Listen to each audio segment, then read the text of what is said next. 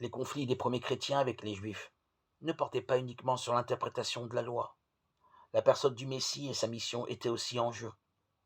Les 2 premiers chapitres, si typiques de l'Évangile, témoignent de la réflexion chrétienne sur ce point fondamental. Matthieu dialogue avec les rabbins sur leur propre terrain. Il connaît les événements de l'Exode, les récits légendaires qui circulent sur la naissance et l'enfance des héros de la Bible.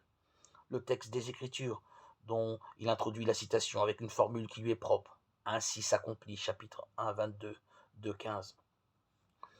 Il démontre que Jésus est bien le Messie attendu, le roi des Juifs, rejeté par Jérusalem, poursuivi par le pouvoir. Il est reconnu par des mages venus d'Orient, prémisse de la mission chrétienne en terre païenne.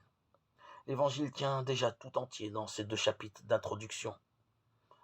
En présentant d'emblée le mystère du Christ, Matthieu ne veut pas insister, comme Marc, sur la lente manifestation de Jésus dans le secret.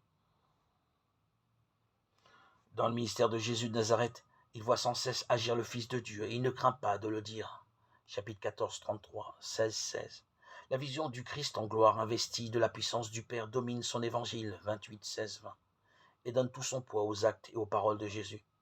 Cette image majestueuse qui évoque des tympans de cathédrale n'est pas pour autant figée. Jésus, Emmanuel, Dieu avec nous, 1, 23, est présent aux siens jusqu'à la fin des temps, 28, 20, et sa présence est éminemment active. Il domine l'histoire du monde, en particulier celle d'Israël.